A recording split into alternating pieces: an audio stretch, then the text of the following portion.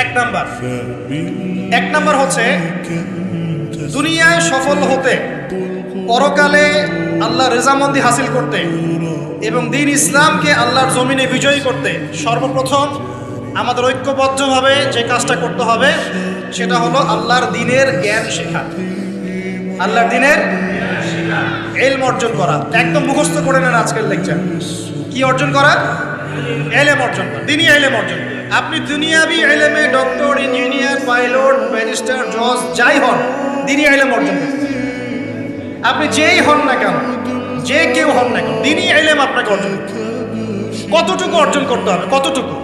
যতটুকু অর্জন করলে আমি শিরিক চিনতে পারি, তাওহীদ চিনতে পারি, আমি সুন্নত চিনতে পারি, বেদাত চিনতে পারি, আমি হালাল চিনতে পারি, হারাম চিনতে পারি, আমি হক চিনতে পারি, বাতিল চিনতে পারি, আমি ঈমান ভঙ্গের কারণ জানতে পারি, আমি ওযু, গোসল, নামাজ, ইকামত, কালিমা, আমাদের এই যে বুনিয়াদী শিক্ষা, দ্বীন ইসলামের বুনিয়াদী শিক্ষা আমাকে অর্জন করতেই হবে। রাজি আছেন ইনশাআল্লাহ? বাংলাদেশের বহু মানুষ নামাজ ঠিক মতো পড়তে জানে না, বহু মানুষ ওযু করতে জানে না, বহু মানুষ ইস্তেনজাও করতে জানে না, আর বহু মানুষ কোরআন তেলাওয়াতও করতে জানে।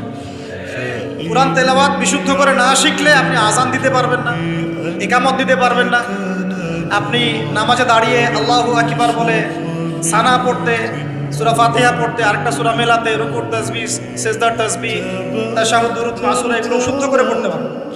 আর শুদ্ধ করে যদি না পড়েন অর্থ বিকৃত হয়ে যায় প্রচুর। মানে আমরা তো নামাজকে কি যে বানিয়ে ফেলেছি, আল্লাহ মাফ করুন, সুবহানাল্লাহ। মানে নতুন নতুন কত শব্দ বের করে ফেলেছি নামাজের মধ্যে। একটু অর্থের পার্থক্যের কারণে ঈমান কুফরের মতো অবস্থা চলে আসতে পারে। বিশুদ্ধ করে তাজবিদ সহকারে কোরআন তেলাওয়াত করা শিখতে হবে প্রথমে। আপনাকে মাদ্রাসায় যেতে হলে যাবেন, বক্তব্যে যেতে হলে যাবেন, প্রয়োজনে টিচারকে বাসায় নিয়ে এসে যদি পড়তে পারেন পড়েন, যেভাবে হোক আপনাকে কোরআন তেলাওয়াত শিখতে হবে। আল্লাহ পাক তৌফিক দান। আমরা নামাজের মধ্যেই বলছি আলহামদুলিল্লাহ, আলহামদুলিল্লাহি রাব্বিল আলামিন। কি এটা? এটা কি পড়লেন? মন্ত্র? আলহামদুলিল্লাহি রাব্বিল আলামিন কি? আলহামদুলিল্লাহ। এই যে আলহামদু শব্দটা সঠিক করে উচ্চারণ করতে পারছেন না। আলহামদু মানে সমস্ত প্রশংসা আল্লাহর জন্য। আলহামদুলিল্লাহ সমস্ত প্রশংসা। আলহামদুলিল্লাহ কি? আলহামদুলিল্লাহ মানে সমস্ত নিন্দা আল্লাহর জন্য। নাউযুবিল্লাহ। আমার কথা কি বিশ্বাস করছেন না? ওলামায়ে কেরামকে জিজ্ঞাসা করেন, কুল হু আল্লাহু আহাদ এটা কি? কুল হু আল্লাহু আহাদ মানে কি? তো কুল মানে খাও, কুল মানে কি? কুল হু আল্লাহু আহাদ, বলুন তিনি আল্লাহ এক। শব্দের অর্থ আছে তো? এখানে পেশাব করিবেন না, করিলে এত টাকা জরিমানা। কমাটা যদি নায়ের পরে নিয়ে বসাই তাহলে এখানে পেশাব করিবেন না, করিলে। আপনারা কি মনে করেন যে আরবির এরকম সিকোয়েন্স নাই? বলছে কুলহু সূরা, সূরাটার নাম কি? কুলহু। কুলহু বলে কোনো শব্দ আছে? কুল একটা শব্দ, হুয়া আলাদা শব্দ।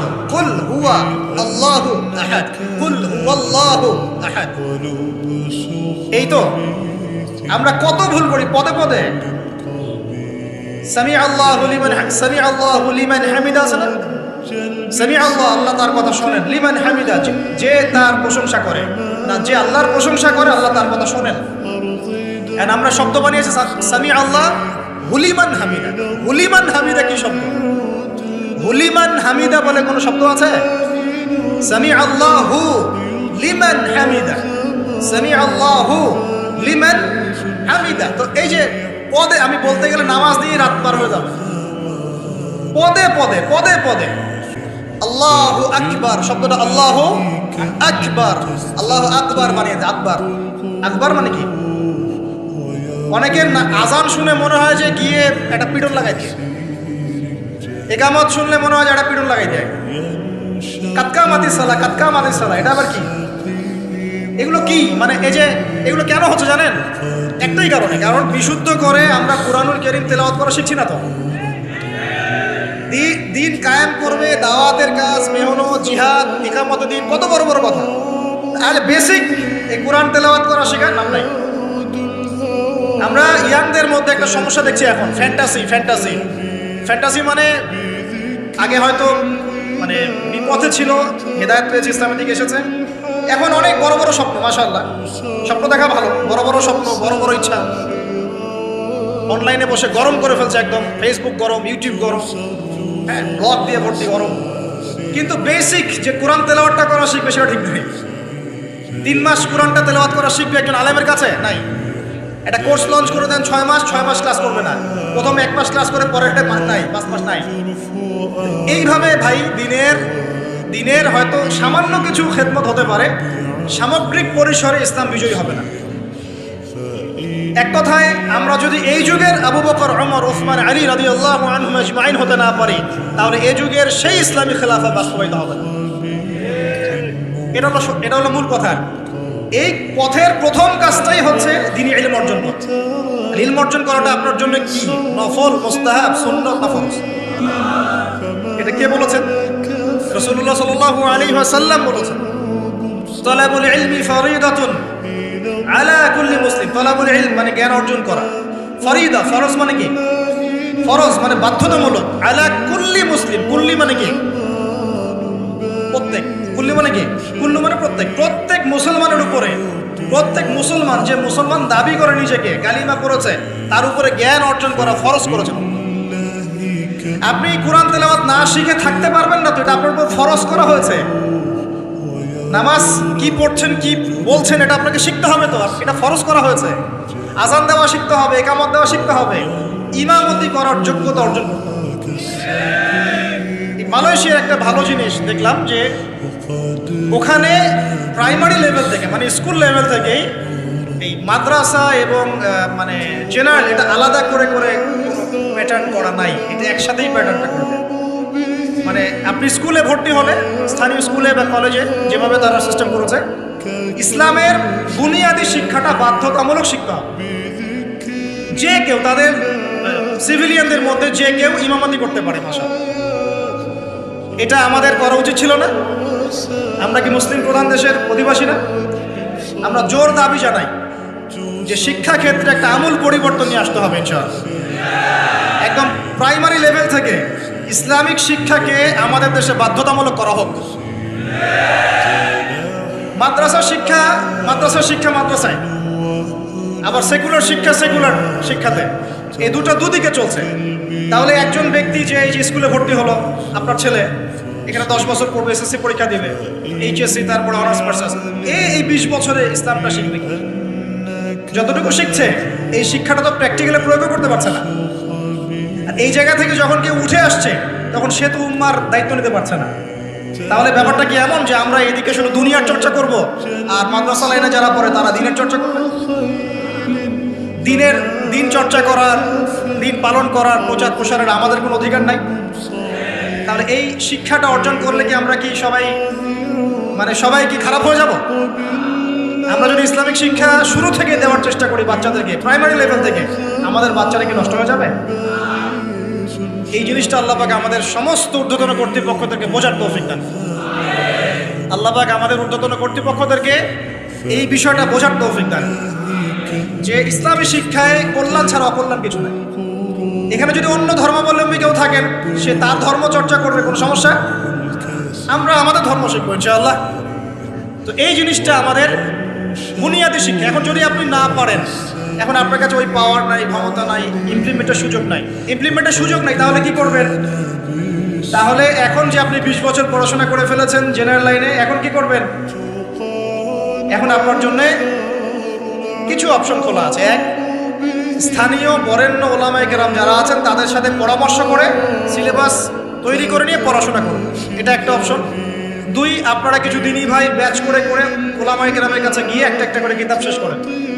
2, 3, অনলাইনে কিছু কোর্সেস চলছে, এই কোর্সেসগুলো করতে পারেন, কাজে দিতে পারে। তবে অনলাইনে কোর্স অফলাইনের মতো হয় না।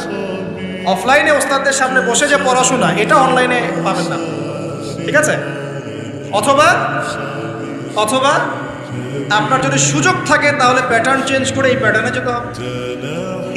এগুলো ছাড়া তো আপনার সামনে কোনো অপশন খোলা নাই। যে আমরা যদি মাদ্রাসাগুলোতে এবং আমাদের শিক্ষা প্রতিষ্ঠানগুলোতে জেনারেলদের জন্য আরবির কোর্স আর মাদ্রাসা শিক্ষার্থীদের জন্য জেনারেল কোর্স রাখি, তাহলে উভয় শিক্ষিত হতে পারবে। মনে করেন এই ভাই মাদ্রাসায় পড়েছেন, মাশাআল্লাহ তিনি মাদ্রাসার সব জ্ঞানই রাখেন আলহামদুলিল্লাহ, কিন্তু সায়েন্সটা শিখতে পারেন নাই, নামাজ শিখতে পারেন নাই, ওযু শিখতে পারেন নাই।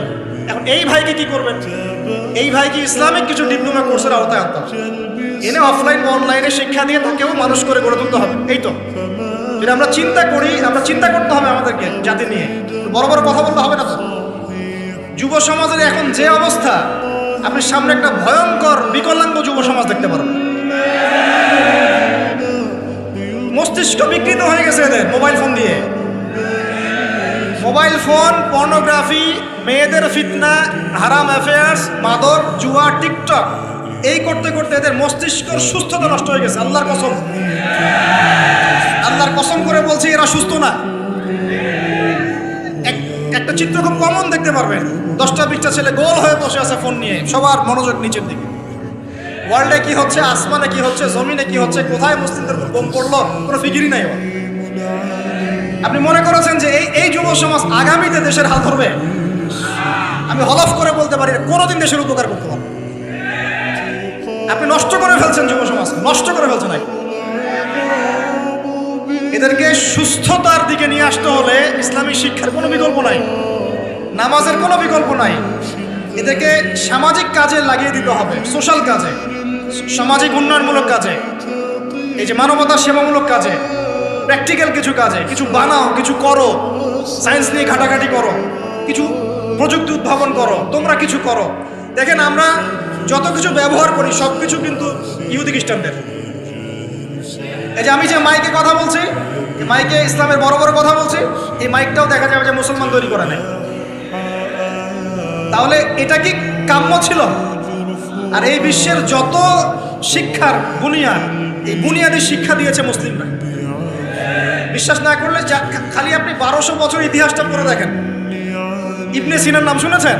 চিকিৎসা বিজ্ঞান দাঁড়িয়ে আছে ইবনে সিনার উপর, নাম শুনে নেই? জাবির ইবনে হাইয়ারের নাম শুনেছেন? এই কেমিস্ট্রি না থাকলে আপনি ওষুধ তৈরি করতে পারবেন না। কেমিস্ট্রি না থাকলে কি পারবেন না?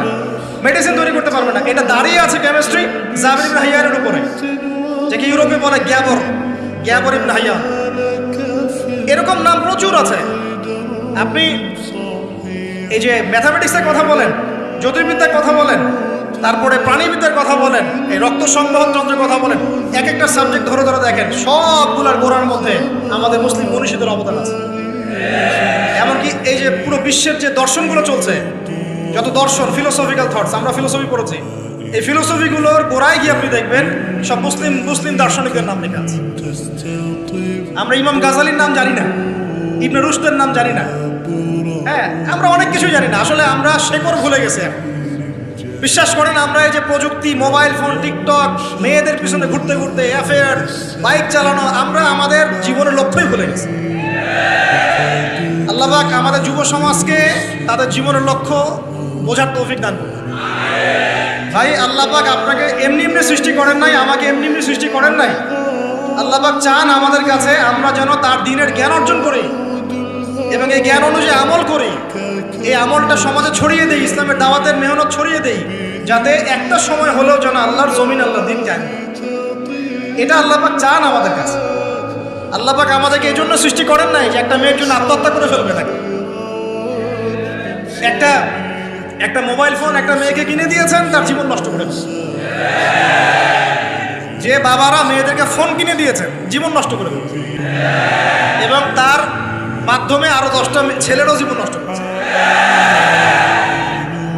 আর সত্যি কথা বলছি, এখন আমরা তো ঢাকা শহরে যাই, মানে এখানে ছেলেদের চেয়ে মেয়েরা বেশি পথ। হ্যাঁ, খুব ভালো লাগে ওদের। কি ভালো লাগে? একটা ছেলের সাথে বাইকে করে ঘুরবে, টাকা খসাবে, এখানে ওখানে ডেট করবে, এগুলোতে খুব মজা পায়। এগুলোর জন্য কি তাকে সৃষ্টি করা হয়েছে? আপনি বলেন এই মেয়েদেরকে আপনি যখন ঘরে নিয়ে আসবেন, আমি নারী বিদ্বেষী কথা বলছি না, নারীদেরকে আমরা অনেক অনেক সম্মান করি, অনেক শ্রদ্ধা করি। আমাকে জন্ম দিয়েছেন একজন নারী, আমাকে দিনের পথে চলতে আত্মবিশ্বাস যোগায় পিছন থেকে ঘরের নারী যোগায় কি না? আমার নিজের কন্যা সন্তান আছে, আমরা মেয়ের বাবা, কিন্তু এখন যে টিকটক জেনারেশন মেয়েদেরকে আপনি তৈরি করছেন, ফোন হাতে তুলে দিয়ে ডেটিং করছে, বাইকের পিছনে ছেলের সাথে ঘুরছে, এখানে ওখানে ফ্রি ওপেন সেক্স করছে, কোনোদিন ধর্ষণের শিকার হচ্ছে, এই মেয়েদেরকে ঘরে নিয়ে আসার পরে এদের গর্ভ থেকে কি আপনি ইসমাইলের মতো সন্তান পাবেন? এদের সাথে তোমরাও দেখা যায় যে অনেক সময় প্রেম করতে ভালো লাগে, কিন্তু এই মেয়েদেরকে কেউ বিয়ে করবে না। এ ধরনের নারীদের সাথে মানুষ প্রেম করতে মজা পায়, কেউ সম্মান করে বিয়ে করতে চায় না। করলেও দেখবেন 2-1 বছরের মধ্যেই নাই সেই সময় গায়েব। তো অনেক দূর চলে আসলাম, এত দূর আসতে চাইনি, কথাগুলো কথার পিঠে চলে আসলো যে সমস্যা হচ্ছে গোড়ায় আমরা আমাদের যুবক যুবতী, আমাদের ছেলে মেয়েদেরকে দিনই বুনিয়াদি ইসলামী শিক্ষা দিচ্ছি না। এটা শিক্ষা দেওয়ার দায়িত্ব প্রত্যেক পিতার, প্রত্যেক মাতার। সে মাদ্রাসায় পড়ুক আর জেনারেল লাইনেই পড়ুক, আপনাকে শিক্ষা নিশ্চিত করতে হবে। কিভাবে করবেন এই হেডেক এখন আপনার, আমার আর হেডেক নাই, আমি দিয়ে দিলাম হেডেক। এই হেডেকটা আমার মাথায় ছিল, আপনাকে দিয়ে দিলাম, আপনি চিন্তা করেন কিভাবে করবেন। এখন পারলে অফলাইনে করেন, না হলে অনলাইনে করেন। অনলাইনে আচ্ছা আলোচনা চলে আসছে, একটা কথা বলে দিই, অনলাইনে অনেক রকম কোর্সেস চলছে। তবে আমি নিয়াত করেছি ইনশাআল্লাহ, আমি আরও কয়েকজন ওলামায়ে কেরামদের সাথে পরামর্শ করেছি এবং এখনও করে যাচ্ছি। কমপক্ষে বরেণ্য 8 থেকে 10 জন স্কলার বা আলেমদেরকে নিয়ে অনলাইনে ইনশাআল্লাহ আমরা একটা মাদ্রাসা খুলবো ইনশাআল্লাহ। এটা অফলাইন না, অনলাইন মাদ্রাসা। আমি নাম দিয়েছি তাহা জিন্নুরাইন ইসলামিক অনলাইন মাদ্রাসা। আমি দোয়া করি আল্লাহর কাছে, আল্লাহ পাক যেন এই মাদ্রাসাকে কবুল করেন। এর ওসিলা করে আল্লাহ পাক লক্ষ লক্ষ কোটি কোটি যুবককে দ্বীনের জ্ঞান শেখার তৌফিক দান করেন, যুবতীদেরকে দান করেন, আমাদের ছোট ছোট সোনামণিদেরকে দান করেন। যারা অফলাইনে দিন শিখতে পারছে না, আল্লাহ যেন অনলাইনে শেখার তৌফিক দান করেন। তো এখানে বেশ কয়েকটা লেভেলে বেশ কয়েকটা কোর্স লঞ্চ করা হবে ইনশাআল্লাহ। যেমন বাচ্চাদের জন্য বুনিয়াদি নুরানি কোর্স। আপনার বাচ্চা আছে ছোট, 4 বছর 5 বছর বয়স, ভর্তি করাই দিলেন নুরানি কোর্স, কোরআন তেলাওয়াত করা শিখবেন। এরপরে হিপস, একটা হিপসের কোর্স, আপনি অনলাইনেই হিপস করবেন। যাদের বয়স 10 বছর হয়ে গেছে, 12 বছর 15 বছর, অনলাইন হিপস করবেন। আপনি চলে আপনার বয়স যদি 30-40 হয় আপনিও করতে পারবেন, আপনার ব্যাচটা আলাদা হবে। এরপরে হচ্ছে আমাদের জেনারেল ভাইদের জন্য, জেনারেল শিক্ষিত দিনী ভাইদের জন্য ইসলামিক ডিপ্লোমা কোর্স। এটা কেমন? এখানে 4-5টা লেভেল থাকবে।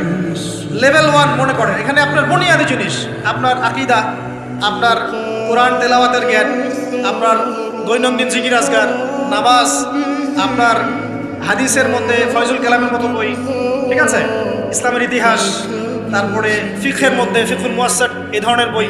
মানে প্রাথমিক বুনিয়াদি যে জ্ঞানটুকু মাদ্রাসা দেওয়া হয়, এটা ইনশাল্লাহ শিখবেন। এটা শেষ করার পরে যাবেন লেভেল 2। লেভেল 2তে গিয়ে আরও হাই ক্লাস কিছু বই পাবেন, ওখানে আরও কিছু সাবজেক্ট অ্যাড হবে। ইসলামিক পরিবার, ইসলামিক অর্থনীতি, ঠিক আছে, ইসলামিক জিওপলিটিক্স, স্ক্যাটোলজি, এরকম কিছু সাবজেক্ট আসবে ইনশাআল্লাহ। এটা দিয়ে আবার কপি করে সবাই বানানো শুরু করে দিয়ে, আমি তো বলে দিচ্ছি। আর বানালেও আলহামদুলিল্লাহ কোনো সমস্যা নাই, এটাও দিনের খেদমত হবে ইনশাআল্লাহ। একজনকে দেখে যদি আরও 10 জন শেখে, সমস্যা কোনো সমস্যা। এভাবে লেভেল 3তে গিয়ে আপনি মাদ্রাসায় যেগুলো নাহু, হেদায়াতুন নাহু, হেদায়া কুদুরি, এই ধরনের বইগুলো পড়ানো হয়, এগুলো শিখবেন ইনশাআল্লাহ। শেষ লেভেলে গিয়ে আপনি জালালাইনের মতো তাফসীর শিখবেন। মানে একজন মৌলানা সাহেব বলতে বোঝাচ্ছি, আমি তো আপনাকে ফকিহ বা মুফতি বা মুহাদ্দিস এরকম লেভেলের কথা বলছি। একজন আলেম, একজন জাননেওয়ালা, বুঝওয়ালা মানুষ যতটুকু দিনের জ্ঞান অর্জন করেন, ইনশাআল্লাহ এই জ্ঞানটুকু আপনি লেভেল 1, 2, 3, 4, 5 এভাবে আপনি অর্জন করবেন ইনশাআল্লাহ। এভাবে যদি আমরা পুরো বাংলা ভাষাভাষীদের মধ্যে, পুরো ওয়ার্ল্ড ওয়াইড এটাকে ছড়াতে পারি, ইনশাআল্লাহ আগামী 5 বছরের মধ্যে আমরা আশাবাদী কমপক্ষে 1 লক্ষ মানুষ তো দিন শিখবেন ইনশাআল্লাহ। আল্লাহ পাক আমাদেরকে তৌফিক দান করুন। এবং এগুলো হবে খুব স্বল্প মেয়াদি, 6 মাস, 4 মাস, 6 মাসের, যাতে আপনি বিরক্ত না হন। কারণ আমি অভিজ্ঞতা থেকে দেখেছি 1 বছরের কোর্স মানুষ করতে চায়। দিনী বোনদের জন্য কোর্স থাকবে এবং দিনী বোনদের ক্লাস নেবেন মহিলা টিচাররা ইনশাআল্লাহ। দিনী বোনদের ক্লাস নেবেন মহিলা টিচাররা ইনশাআল্লাহ। যদি কেউ প্যারেন্টিং নিয়ে কোর্স করতে চান, প্যারেন্টিং কোর্স থাকবে, সন্তান প্রতিপালন। যদি কেউ পরিবার নিয়ে কোর্স করতে চান, ফ্যামিলি ডেভেলপমেন্ট কোর্স থাকবে। ইসলামিক ইকোনমিক্স নিয়ে কোর্স করতে চান, ইসলামিক ইকোনমিক্সের কোর্স থাকবে। ইসলামিক ফাইন্যান্স শিখতে চান, সেটা থাকবে ইনশাআল্লাহ। এক একটা ডিপার্টমেন্টে এক একটা কোর্স নিয়ে আমরা এই মাদ্রাসা লঞ্চ করবো ইনশাআল্লাহ। আল্লাহ পাক এটাকে কবুল করুন, আমিন। এবং এর পাশাপাশি এই সিলেবাসগুলো আমি নিয়াত করেছি উন্মুক্ত করে দিব। যে কোনো প্রতিষ্ঠান, দ্বীনি প্রতিষ্ঠান, সেটা হোক ইসলামিক স্কুল বা ইসলামিক কলেজ বা মাদ্রাসা, তারা যদি এই কোর্সগুলো করতে চায়, করাতে চায়, সিলেবাস নিয়ে তারা লঞ্চ করতে চায়, ইনশাআল্লাহ তাদের জন্য উন্মুক্ত করে দেওয়া হচ্ছে, যাতে করে সারা দেশের বিভিন্ন জায়গায় কোর্সগুলো ছড়িয়ে পড়ে। আমি জ্ঞানতাত্ত্বিক কথা এই জন্য বললাম বেশি করে, প্রথম ফরজ আপনার উপরে ইকরা বিসমি রাব্বিকাল্লাযী খালাক। এখন চিন্তা করেন, হেরা গুহায় নবী সাল্লাল্লাহু আলাইহি ওয়াসাল্লাম বসে আছেন, জিবরাইল আলাইহিস সালাম এসে তার সামনে প্রথম যে আয়াতটা ওহী করলেন, সেই আয়াতটা নামাজের আয়াত ছিল না, সেই একটা জাকাতের আয়াত ছিল না, সেই আয়াতটা রোজা রাখো আয়াত ছিল না, এমনকি মূর্তি পূজা করো না এমনও ছিল। কি ছিল ভাই? ইকরা, আপনি পড়ুন, আপনি পড়ুন, হে নবী আপনি পড়ুন। নবীজি কিন্তু পড়তে জানতেন না, আপনারা জানেন কি? নবী সাল্লাল্লাহু আলাইহি ওয়াসাল্লাম কিন্তু লিখতে পড়তে জানতেন না। আল্লাহ পাক এমন একজন মানুষকে সুবহানাল্লাহ শেষ নবী করেছেন, যিনি লিখতে জানতেন না, পড়তে জানতেন, যাতে কাফেররা এই অপবাদ দিতে না পারে তুমি আগের কিতাবগুলো থেকে দেখে দেখে লিখে নিয়ে আসো। সুবহানাল্লাহ, আল্লাহু আকবার। তো নবী সাল্লাল্লাহু আলাইহি ওয়াসাল্লাম বলেন, মা নবী কারি, আমি তো পড়তে জানি না। তিনি কি বলছেন? সহিহ বুখারী খুলে দেখেন দ্বিতীয় হাদিসটা, মা নবী কারি, আমি তো পড়তে জানি না। তারপরেও জিবরাইল আলাইহিস সালাম বলেন, ইকরা, আপনি পড়ুন, বিসমি রাব্বিকাল্লাযী খালাক, আপনার রবের নামে যিনি আপনাকে সৃষ্টি করেছেন। সুবহানাল্লাহ। সর্বপ্রথম এই জ্ঞানতাত্ত্বিক বিপ্লব হয়েছে মক্কার মাটিতে, তখনই আবু বকর, ওমর, ওসমান, আলীর মতো সাহাবী তৈরি হয়েছে। জ্ঞান ছাড়া শুধু বড় বড় কথা দিয়ে আর জ্ঞানহীন আমল দিয়েও কোনো কাজ নাই। জ্ঞানহীন আমল দিয়ে কিন্তু খুব একটা কাজ হয় না। আপনি হয়তো মনে করছেন যে আমি ইমাম সাহেবকে জিজ্ঞাসা করে নেব, ব্যাস হয়ে গেল। কিন্তু জ্ঞান অর্জন করে আমল করার যে স্বাদ আর জ্ঞানহীন আমলের স্বাদ কখনো এক। শুধু একটা হাদিস শোনা যান যে মেসওয়াক করি আমরা, যে দাঁত ব্রাশ করি, মেসওয়াক করি, যে ব্যক্তি মেসওয়াক করে এটা আল্লাহর কাছে অনেক বেশি পছন্দের। আল্লাহ পাক ভালোবাসেন মেসওয়াক করনেওয়ালাকে। এটা যখন আপনি জানলেন, এরপর যখন আপনি ব্রাশ করতে যাবেন, মেসওয়াক করতে যাবেন, আমলে স্বাদ পাবেন না? ওযু করলে গোনাগুলো ঝরে যায়, যখন আপনি জানলেন যে ওযু করলাম আমার অঙ্গ দিয়ে গোনা ঝরে যাচ্ছে, এটা ফিল করে ওযু করলে স্বাদ পাবেন। নামাজে দাঁড়িয়ে আছেন, নামাজের প্রত্যেকটা শব্দ যদি আস্তে আস্তে পড়েন, ধীরে ধীরে অর্থগুলো বোঝার চেষ্টা করেন, নামাজের স্বাদ পাবেন।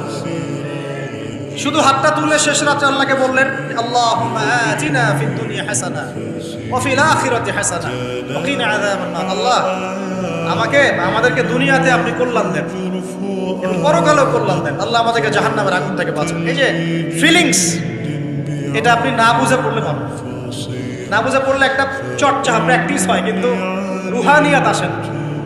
তো প্রিয় দিনী ভাইরা, এই জন্য শিক্ষা, জ্ঞান, দ্বীনি ইলম অর্জন সবার আগে। আল্লাহ পাক আমাদের সবাইকে দ্বীনি ইলম অর্জনের তৌফিক দান করুন। অনলাইন মাদ্রাসা খুললে ভর্তি হবেন তো ইনশাআল্লাহ? আচ্ছা, আরো বড় বড় চমক আসবে ইনশাআল্লাহ। এমন কিছু স্কলারের চেহারাও ইনশাআল্লাহ দেখবেন, যাদের ওয়াজ শোনার জন্য আপনি লক্ষ টাকা দিয়ে ভাড়া করে হেলিকপ্টারে নিয়ে আসেন ইনশাআল্লাহ। আল্লাহ পাক আমাদের দ্বীনি খেদমতগুলো কবুল করুন। আমি 1 নাম্বার আলোচনা শেষ।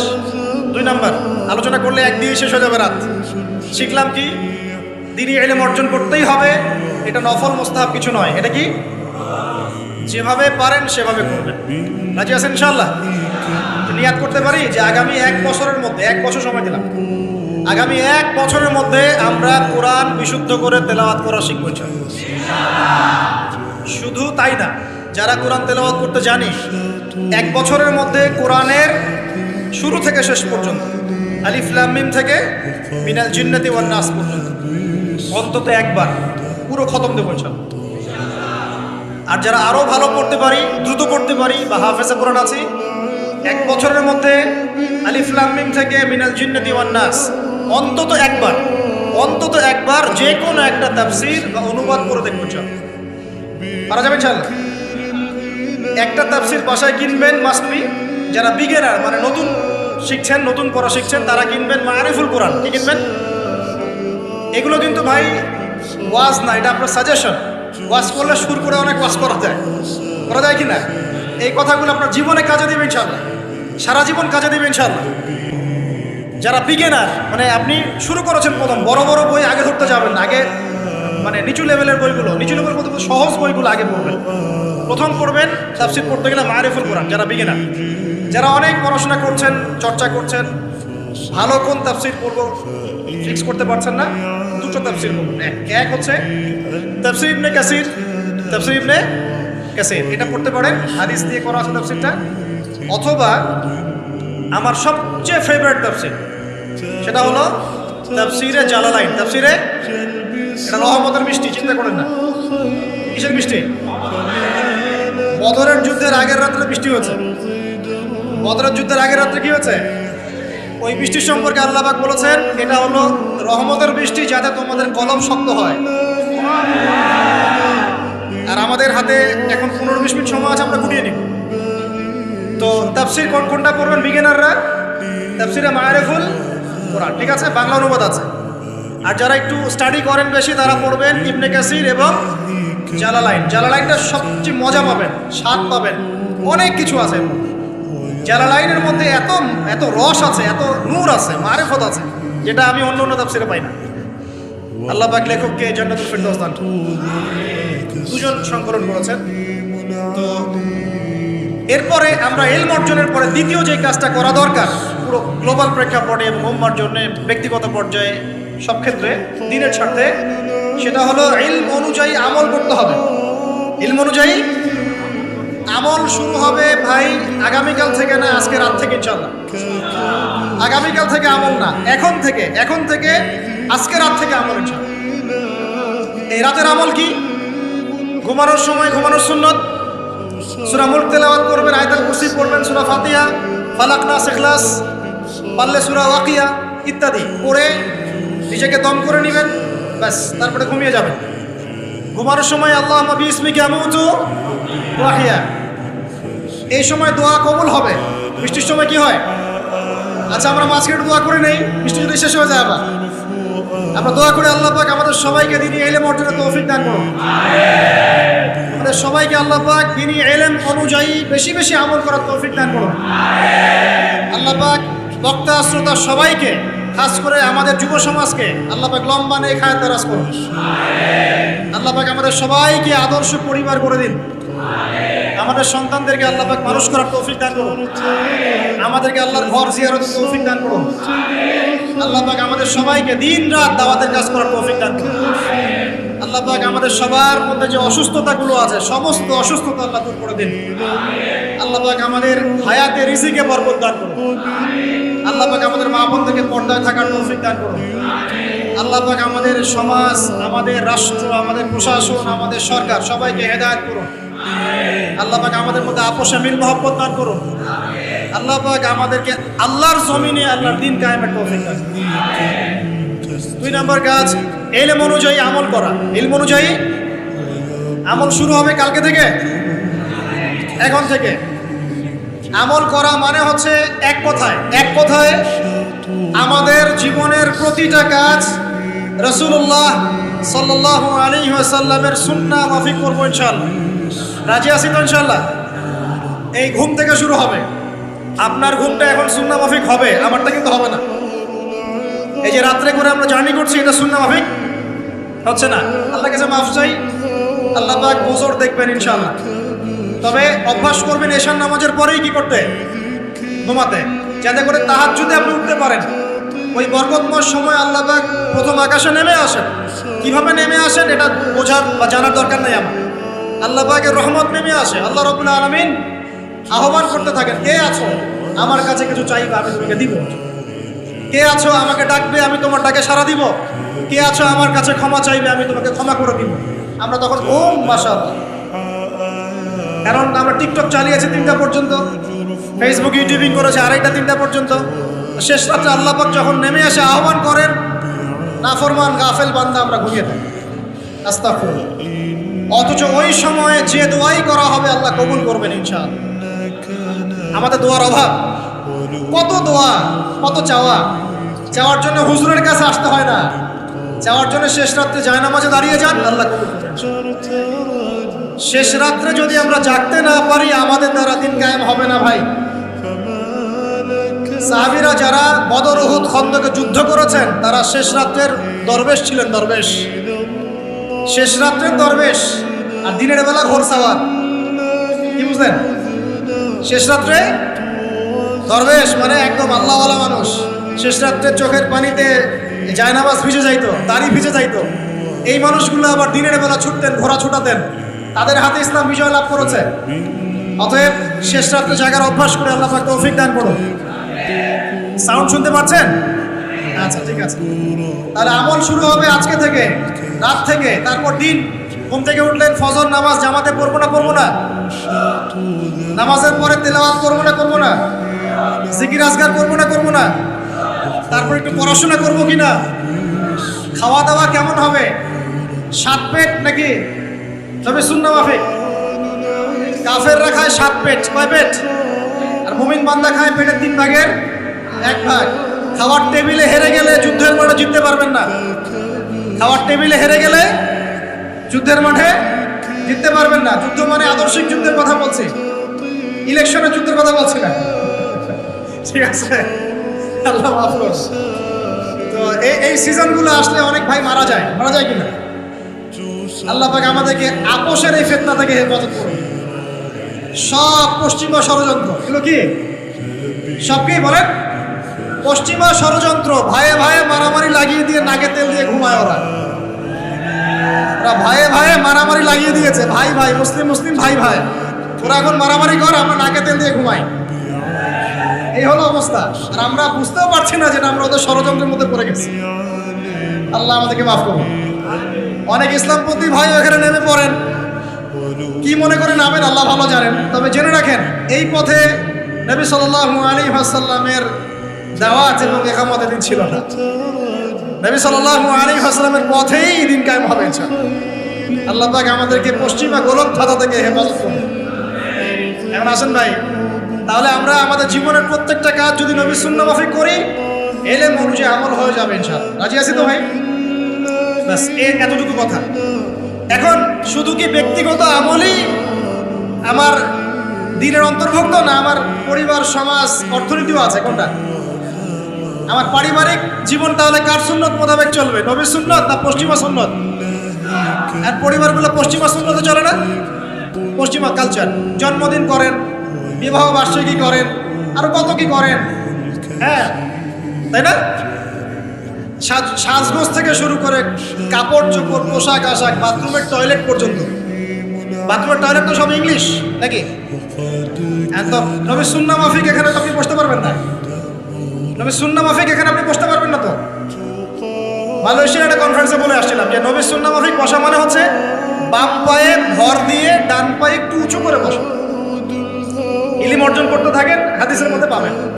নবী সাল্লাল্লাহু আলাইহি ওয়াসাল্লাম ইস্তেনজা করতে বসতেন বাম পায়ে ভর দিয়ে, ডান পায়ে একটু উঁচু করে। যারা এভাবে বসে তাদের ইস্তেনজা খুব সুন্দর হয়, ক্লিয়ার হয়ে যায়। আর আপনি ইংলিশ টয়লেটে বসেন, দেখি কেমনে বসবেন? পারবেন? তাহলে এই যে বললাম, প্রতিটা জায়গায় ফিতনা। তো বাসায় অ্যাটলিস্ট এমন ওয়াশরুম রাখেন যেখানে নবী সুন্নাহ মাফিক ইস্তেনজা করা যায়। আর যখন সফর করবেন দেশের বিভিন্ন জায়গায়, তখন দেখবেন মাশাআল্লাহ আরো লেটেস্ট পদ্ধতি আছে। ছোট ছোট কিছু গামলা রেখে দেওয়া হয়েছে, ওখানে দাঁড়ায় করতে হবে, বসার কোনো অপশন নাই। আর সব সমান মাপের। মনে করেন একজন লম্বা 5 ফিট, একজন 6 ফিট, একজন 4 ফিট 3 ফিট। এখন কেমনে কি ধরে কিভাবে করবে? মাপটা কিভাবে সমান করবে বলেন তো? একটা হাদিস আমার বুঝে আসছে এই সফর করতে। সেটা হচ্ছে, আমি কখনো বলিনি এভাবে যে পশ্চিমা সভ্যতা হচ্ছে ইয়াজুজ আর মাজুজ, এটা আমি বলিনি। এটা আমি বুঝতে পারছি, আমি ভিতর থেকে ফিল করছি। আপনি একমত হন না হন যে ওদের মধ্যে ইয়াজুজ আর মাজুজের খাসলত বা চরিত্র আছে 100%। আমি একটা হাদিস বলি, শেষ করে দিব, আর সময় নেই, 10 মিনিট আছে। এই হাদিসটা শোনেন। নবী সাল্লাল্লাহু আলাইহি ওয়াসাল্লাম একদিন ঘুম থেকে উঠলেন ভয়ে পেয়ে, আতঙ্কিত। নবীজি ভয়ে পেয়ে আতঙ্কিত হয়ে ঘুম থেকে উঠে বলছেন, লা ইলাহা ইল্লাল্লাহ, লা ইলাহা ইল্লাল্লাহ। তার স্ত্রী পাশে যিনি শুয়ে আছেন তিনি বলছেন, তিনি বলছেন, নবী সাল্লাল্লাহু আলাইহি ওয়াসাল্লাম বলছেন, ওয়াইলুল লিল আরব, ওয়াইলুল লিল আরব মিন শাররি ক্বাদ ইখতারাব। আরব জাতির জন্য ধ্বংস, আরব জাতির জন্য ধ্বংস। কি ভয়ঙ্কর ফিতনা ধেয়ে আসছে ওদের দিকে, কি ভয়ঙ্কর ফিতনা ধেয়ে আসছে। এবং তিনি হাতের ইশারা করে দেখালেন এইভাবে যে আজকে, নবীজি বলছেন 1400 বছর আগের কথা, 1445 বছর আগের কথা, 1445 বছর আগে নবীজি বলেছেন আজকে, ওই সময় আজকে ইয়াজুজ আর মাজুজের যে দেয়ালের কথা মনে আছে? যুলকারনাইনের সময় দেয়াল, এই দেয়াল এতটুকু পরিমাণ খুলে দেয়া হয়েছে, এতটুকু পরিমাণ খুলে দেয়া হয়েছে 1400 কত বছর আগে।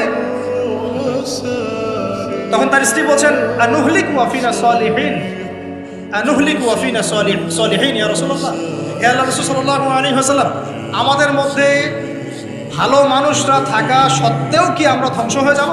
আপনি যে বলছেন ওয়াইলুল লিল আরব, আরবদের জন্য ধ্বংস। নবীজি বলছেন নাম, হ্যাঁ নাম, হ্যাঁ ধ্বংস হয়ে যাবে। ইযা কাসুরাতিল খাবাস, যখন নগ্নতা, বেহায়াপনা, অশ্লীলতা সমাজে রন্ধ্রে রন্ধ্রে ছড়িয়ে পড়বে, তখন আলেম জালেম সব ধ্বংস। এই হাদিসটা অকাট্য হাদিস বুখারী মুসলিমের, মানে এটা সহিহ, এটা বিষয়ে কোনো সন্দেহ নেই। তাহলে নবীজি 1445 বছর আগে বলছেন যে আরবদের জন্য ধ্বংস ধেয়ে আসছে, এবং দেয়াল এভাবে খুলে দেয়া হয়েছে। হাতের দেয়াল ইয়াজুজ আর মাজুজ, আর ইয়াজুজ আর মাজুজের সাথে আরবদের ধ্বংসকে সম্পর্কিত করা হলো না? ইয়াজুজ আর মাজুজের সাথে আরবদের ধ্বংসকে সম্পৃক্ত করা হলো এবং বেহায়াপনাকে সম্পৃক্ত করা হলো, তাই না?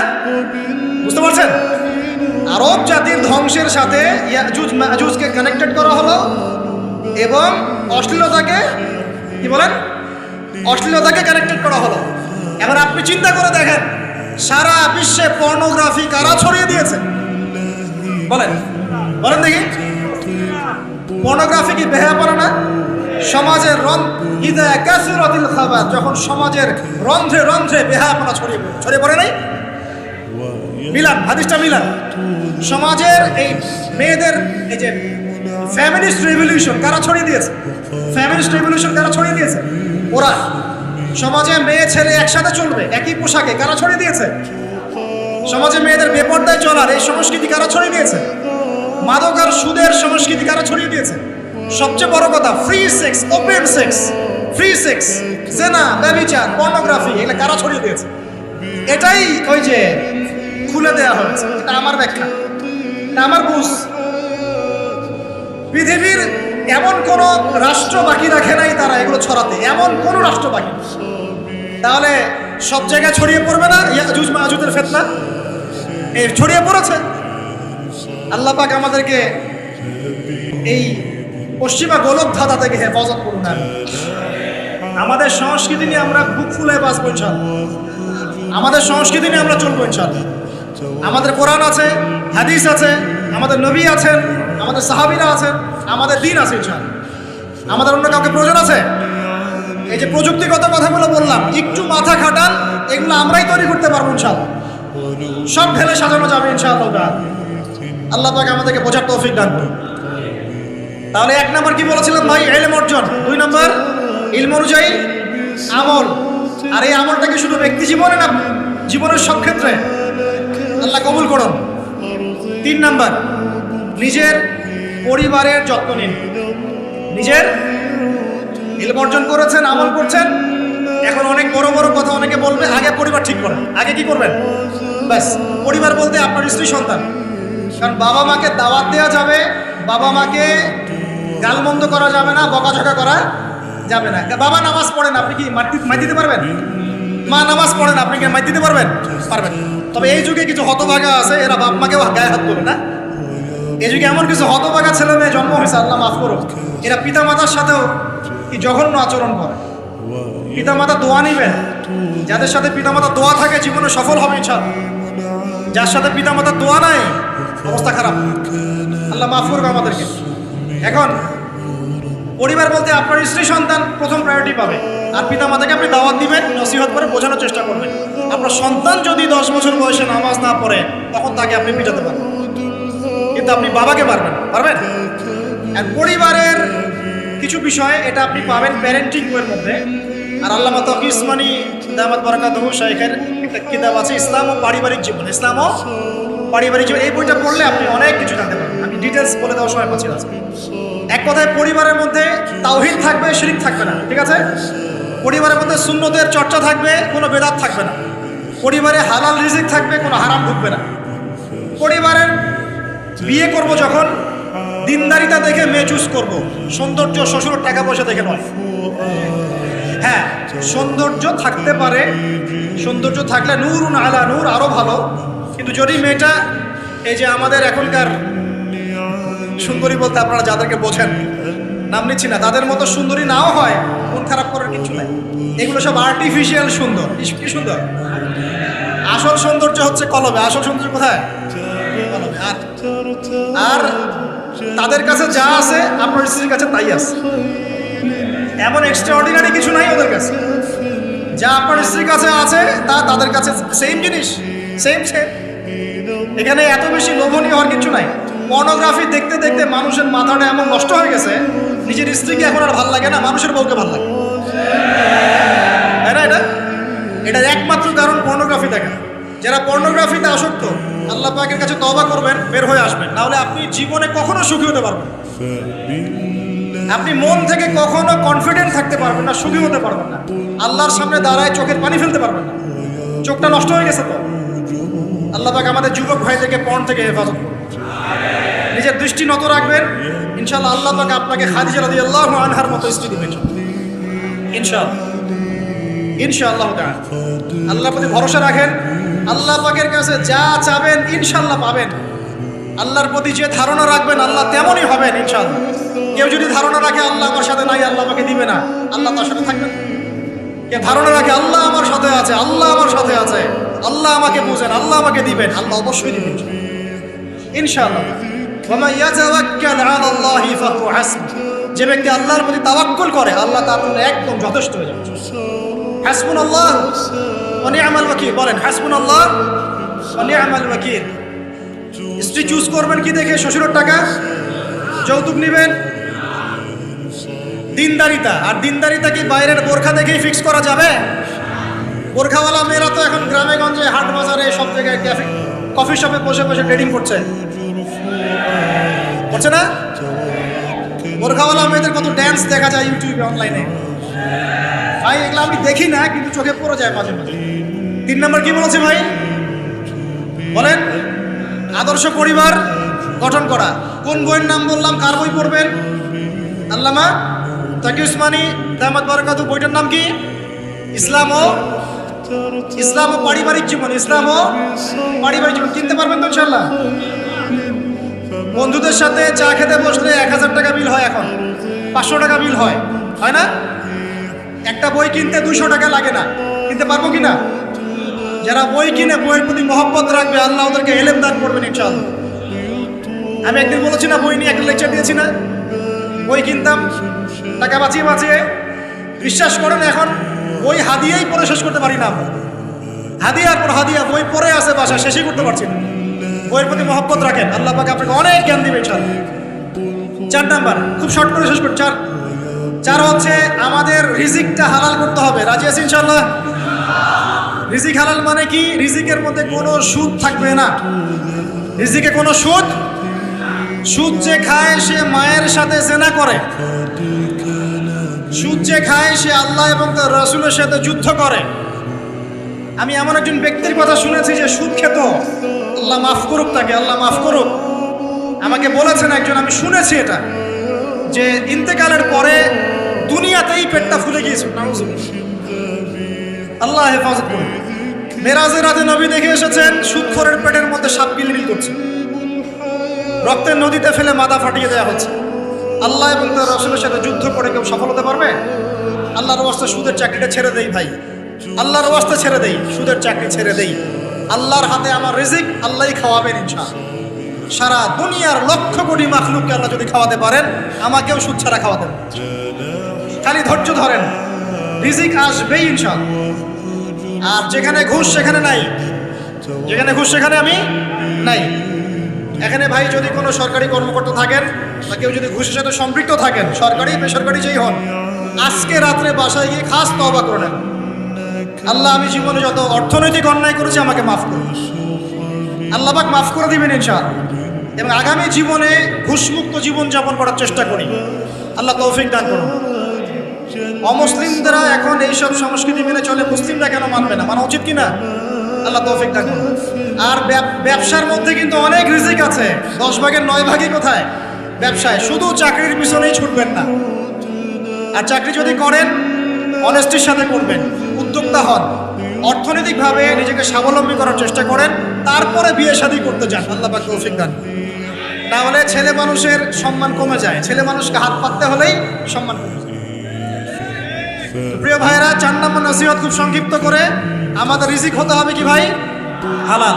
আমি এমন আলেমকে চিনি, এমন আলেমের সোহবতে গিয়েছিলাম যে বাহিরের হোটেলের মুরগির গোশত, গরুর গোশত খায় না। অবাক হলেন, তাই না? হজ করতে গিয়েছে, সেখানেও খায় না। ফল খেয়ে থাকে, কারণ রুটি খেয়ে থাকে, দুধ খেয়ে থাকে। কারণ এই মুরগি যে জবাই করার সময় বিসমিল্লাহ বলা হয়েছে, কোনো গ্যারান্টি নাই। এই গরু জবাই করার সময় বিসমিল্লাহি আল্লাহু আকবার বলা হচ্ছে, কোনো গ্যারান্টি নাই। এখানে যদি ব্যবসায়ী ভাইরা থাকেন, আমি নসিহত করব, অনুরোধ করব, সব সময় জবাই করার সময় আল্লাহর নাম নিয়ে জবাই করব। আপনাদের হোটেলের এই পণ্য সবাই খাচ্ছে, একজনের জন্য সবাইকে হারামখোর বানাবেন না। আল্লাহর ওয়াস্তে মানুষকে হারামখোর বানাবেন না। বিসমিল্লাহি আল্লাহু আকবার বলে জবাই করবেন। আল্লাহ পাক তৌফিক দান করুন। সন্দেহ আছে না একটা? আচ্ছা। অতএব হালাল খাওয়ার চেষ্টা করি। আল্লাহ পাক তৌফিক দান করুন। এমন অবস্থা, মানুষ দাওয়াত দিলে আমরা এখন বলি, আমরা বলি যে আল্লাহর কসম দিয়ে বলছি, আপনি নিশ্চিত করেন এর মধ্যে কোনো হারাম টাকা নাই, তাহলে খাবো ভাই, তাহলে খাবো। নিশ্চিত করতে পারলে খাবো, না হলে খাবো না। এইভাবে রিজিকটাকে শক্ত করে হালাল করার চেষ্টা করি। আল্লাহ আমাদের সবাইকে তৌফিক দান করুন।